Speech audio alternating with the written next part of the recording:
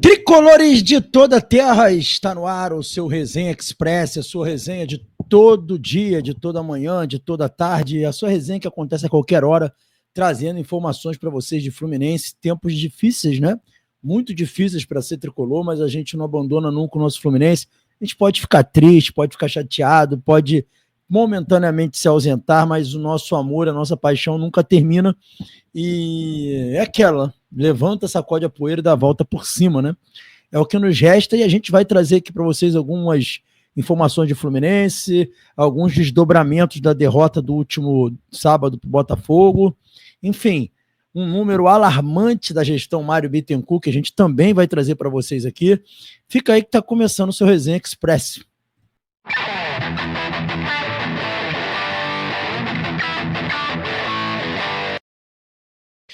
É isso aí, galera. Agora, em definitivo, aqui o Resenha Express chegando para vocês e a gente pede sempre que vocês não se esqueçam de se inscrever no canal, ativar o sininho das notificações e deixar o like de vocês. Quando vocês fazem isso, vocês dizem que esse conteúdo é legal e nos ajuda a crescer cada vez mais. Então não esquece aí, deixa o seu like, se inscreve no canal e nos ajude, porque só vocês podem fazer esse canal ir mais longe, tá bom? Começando aqui o nosso giro de notícias do Fluminense, galera, a gente vai iniciar com vocês trazendo aí uma questão, né, uma reflexão, né? A pergunta que a gente deixa no ar é: até onde deve ir a gratidão? Isso é uma pergunta que é muito importante e eu estou fazendo a vocês aqui no Resenha Express. Quero, sinceramente, que vocês deem a opinião de vocês, porque eu também andei refletindo e avaliando o chat, avaliando o que a galera fala. Vocês sabem que a vibe aqui do Resenha é de ouvir muito o chat, de conversar muito com o chat. Teve alguns amigos queridos que acompanham aqui o canal que falaram para mim esses dias que, em tela, não fica dando muita trela, porque o chat fala, não, os caras querem te desmerecer, tem gente que quer te desmerecer. Sempre é um ou outro, porque a maioria esmagadora, 95%, não quer trocar ideia, quer, sabe que todo mundo é tricolor, sabe que eu tô triste assim como todo mundo tá triste. Então, assim, mas falando isso, mas eu não tenho como fazer isso. Por quê? Porque para mim toda opinião é importante. O que eu geralmente filtro e jogo fora são as más intenções. E eu percebo elas, tranquilamente. Então, assim, até onde vai a gratidão? E aí eu tô falando de jogadores, né? A gente se assusta quando a gente tem a oportunidade de enfrentar grandes adversários, como foi contra o Flamengo, nas duas partidas de decisão do Campeonato Carioca, como foi agora contra o Botafogo, como vai ser quando a gente enfrentar o Palmeiras, como vai ser quando a gente enfrentar o São Paulo, como vai ser quando a gente enfrentar o Atlético Mineiro. O Atlético Mineiro nem tanto, não tá bem, né? Mas, enfim, a gente vai tendo esses impactos, né? Quando a gente vai enfrentando times que você vê que são muito mais intensos que o nosso, com muito mais jovens do que o nosso, e a gente vai olhando assim e a gente vê o Cano, a gente vê o Ganso, a gente vê até o Martinelli, que é um jogador jovem, mas que não tem pegada no meio de campo. Aí eu confesso a vocês que eu fiquei constrangido de ver Marlon Freitas e Gregory e ver o nosso meio de campo com Bernal, Martinelli e Ganso. Quando eu vi aqueles dois, o Savarino pegando na bola, né, o Matheus Martins, né, o Igor Jesus, eu olhava para os nossos jogadores de meio de campo e falava, gente, alguma coisa está errada. Alguma coisa está errada. E vocês não acham que alguma coisa está errada? Então, até onde vai a gratidão? Sabe? Será que vale realmente, pelo título da Libertadores que a gente conquistou, insistir com jogadores que já não tem mais dinamismo, já não tem mais intensidade, já não tem mais condição de jogar no nível desses jogadores que eu citei do Botafogo? Será que vale a pena ficar perdendo jogo após jogo, porque esperando um lapso de genialidade do Ganso, esperando que o Ganso vai ter um espaço para encontrar um passe de quebra-linha e colocar um atacante na cara do gol, sabe? À mercê de um toque de letra do Ganso, ou de uma genialidade de um passe que ele não olha para onde vai dar, ou de um drible de corpo. Será que vale? Será que isso é muito para o Fluminense? Será que é muito para o Fluminense o Cano fazer 3 gols num jogo contra o São José, passa 2 sem fazer, aí faz um outro gol com um gol todo aberto, né? Ou então faz um golzinho de cabeça como fez contra o Vitória? Será que é isso? Que isso está bom para a gente?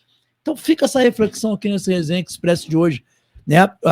O Cano entra, faz um gol importante num jogo desses qualquer, E aí a gente fala, não, o artilheiro tá aí, tem tantos gols na temporada, tu vai ver os gols, 3 num time pequeno, outro num time amador, aí faz um gol no Vitória, mas aí joga contra o Botafogo, não toca na bola, joga contra o Flamengo, não toca na bola. Será que é isso que a gente quer mesmo? É isso que a gente espera do Fluminense? É isso que a gente vai querer pro Fluminense?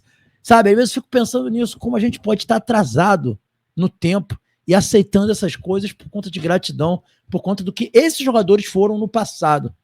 Então fica uma questão aí importante da gente perguntar se vale tudo realmente pela gratidão, né? Se não está na hora da gente não pensar em não mais renovar o contrato do Ganso, né? Em rever já foi renovado do Cano, né? Eu fui contra, inclusive, rever se realmente ele tem que ser titular, rever se a gente não precisa contratar 2 volantes de velocidade, ou pelo menos subir alguém da base e dar oportunidade. Riquelme voltando, se não é a hora do Riquelme assumir de vez a titularidade, a gente insistir com o Riquelme. Se não vai insistir com o Hércules, mesmo o Hércules mal, deixar ele jogar 10 jogos que seja seguido mal, porque o Hércules a gente sabe que pode esperar muito mais do que a gente pode esperar do Martinelli. Enfim, são questões que eu coloco aqui no Resenha Express para vocês refletirem, e eu quero com sinceridade que vocês deem a opinião de vocês, mas tenta dar a opinião se desligando do amor platônico, da paixão cega, né? E pensando no Fluminense, olhando para o meio-campo do Palmeiras, olhando para o meio-campo do Botafogo. Pensa nisso e fala comigo. Me diga em quantos jogos grandes esses jogadores que eu citei foram decisivos. Todos eles, né? O Cano em 23 foi, mas o Cano, nesse ano de 24 e 25, ele foi decisivo nos grandes jogos? Fica aí esse questionamento. Dando sequência aqui, galera, 2 jogadores estão voltando e já estão liberados, né? Você já sabe que foi o Fuentes, foi inclusive relacionado no último jogo, e o Guga. O Guga vai estar à disposição para o jogo agora contra a Aparecidense. Informação importante aí para vocês. Tanto o Guga quanto o Fuentes estão voltando, tá? Fiquei sabendo dessa informação ontem à noite, né? O Guga está de volta, vai estar à disposição para o jogo contra o Aparecidense. E ainda falando sobre o jogo contra o Aparecidense, uma informação aí importante, até vou botar aqui na tela para vocês imagens do treino de ontem, né, de domingo. O time treinou domingo, né? Mas lembrando que os jogadores que jogaram 2 tempos não treinaram, tá? Foram só os que entraram no fim do segundo tempo e os jogadores que não foram relacionados. Aí vou botar algumas imagens para vocês poderem ver aí da Central Fluminense, ó. O Serna treinando, tá vendo aí?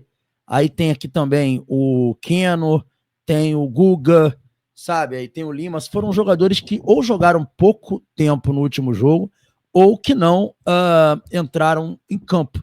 Não foram relacionados ou não entraram em campo. Então, esses que treinaram ontem no CT Carlos Castilho. E ainda falando sobre isso, cara, o Renato, tá? Uma informação importante para vocês aí, o Renato Gaúcho demonstrou estar muito revoltado com a atuação. E olha, ele postou no Instagram, e eu vou dizer uma coisa para você. Isso que o Renato fez aqui pode ser o começo do fim para ele, tá? Ele fez uma postagem no Instagram e mais uma vez expondo os jogadores. E o que eu acho interessante é que ele tira a responsabilidade dele. Isso é muito curioso, né? Ele bota o seguinte, ó. No primeiro tempo, assistimos ao Botafogo jogar. Eles foram superiores e criaram mais oportunidades. No segundo tempo, conseguimos melhorar, mas não foi o suficiente. E desperdiçamos a oportunidade que tivemos. No fim, com o time todo avançado, acabamos sofrendo um contra-ataque que resultou em mais um gol deles. Não foi o Paulo Baia que tu colocou que fez merda, não, né? Faz parte, agora é seguir o trabalho forte para os próximos jogos. Aí eu vim aqui embaixo, né? Não vou perder a oportunidade, e coloquei para ele. Jogar com 2 linhas de 4 aproximadas e com Ganso e Cano de contra-ataque é bizarro, treinador. Pense no que fez e priorize o que é melhor para o clube e não os nomes dos jogadores. Eles passam e o Fluminense fica. Coloquei aqui para o Renato, porque é muito fácil o Renato colocar isso aqui e culpar os jogadores, e é muito feio, e inclusive surpreende o Renato fazer isso, tão cascudo como ele é, ex-jogador, fazer isso daí. Isso aí é um passo para perder o grupo, né? É muito fácil ele escrever isso daí e não reconhecer as próprias falhas, não reconhecer o erro tático dele próprio. Então eu fiz questão de lembrá-lo, né? Eu sei que a Carol Portalupe é quem vê o Instagram dele, né? Espero que a Carol tenha visto e mostrado para ele aí meu ponto de vista. Infelizmente, eu não pude participar da coletiva, porque se eu tivesse participado da coletiva, eu teria feito essa pergunta para o Renato. Infelizmente, eu não estou conseguindo participar do Campeonato Brasileiro, por problemas aí de cadastro. Mas tá aí, eu fiz questão de colocar ali para ele, para mostrar para ele que, olha, você tem culpa nesse cartório aí. Ficar só culpando o jogador, inclusive, é burrice. Uma burrice muito grande isso daí. Galera, o Mário está indo para a história do Fluminense em todos os aspectos, tanto os positivos quanto os negativos. Positivos foi o presidente campeão da Libertadores, né? E da Recopa também. E negativo, o Mário, que se vangloriou na última eleição de conseguir fazer o Fluminense voltar a ganhar clássicos, tem um dos piores retrospectos em clássicos da história de um presidente do Fluminense. Ele já conseguiu o marco histórico de perder 8 clássicos seguidos para o Botafogo. Nunca o Fluminense teve derrotas em 8 clássicos seguidos para nenhum clube. Nenhum clube. E pela primeira vez ele consegue isso com o Botafogo, se tornando freguesaço do Botafogo. Isso mesmo. E o Mário é o presidente desse fracasso. E além desse retrospecto bizarro, o Mário conseguiu outro retrospecto bizarro, que é esse aqui que o GE trouxe. Tá aqui para vocês. O Fluminense tem apenas 3 vitórias nos últimos 25 clássicos. É muito bizarro. E aí vem falando aqui a matéria, com a derrota para o Botafogo no último sábado no Newton Santos, o Fluminense chegou a 8 derrotas consecutivas para o rival. O drama tricolor vivido em clássico nos últimos anos, contudo, não é só com o Alvinegro. Nos últimos 25 jogos disputados contra rivais do Rio, só venceu 3. Os dados são do Gato Mestre do GE. São 14 derrotas, 8 empates e 3 vitórias no período. 2 triunfos foram contra o Vasco e 1 contra o Flamengo. A última vitória do Fluminense contra o Botafogo aconteceu há quase 2 anos, no dia 26 de junho de 2022, em jogo disputado pelo brasileiro no Newton Santos. Na ocasião, o zagueiro Manuel marcou o gol e garantiu 1-0. Galera, eu não sei qual em que ranking estaria o Mário dos presidentes do Fluminense, mas com certeza, se não está no topo, está lá em cima, como um dos presidentes mais derrotistas em clássico. Isso aí também para mostrar para o senhor Mário Bittencourt que ele não é também tudo que ele pensa que é. Você conseguiu, Mário, também ir para a história pejorativa, negativa da história do Fluminense. Meus parabéns aí para você por isso daí. Então fica aí também, né, o alerta, né, de que o Fluminense com o Mário Bittencourt também é um dos clubes mais derrotistas em clássicos. Precisamos reverter essa situação, independente de qualquer coisa, mas alguma coisa está errada e deverá ser refletida. Os nossos adversários, os principais, Flamengo e Botafogo, o Vasco hoje também está numa situação muito difícil, mas esses dois se reforçaram, se estruturaram, criaram gestões profissionais, enquanto o Fluminense continua com uma gestão amadora. Essa é uma realidade que não tem como ser ignorada, e o Fluminense hoje é isso. Acho que esses números refletem o que é o Fluminense de fato, né, galera? E fica muito claro aí pra gente, tá bom?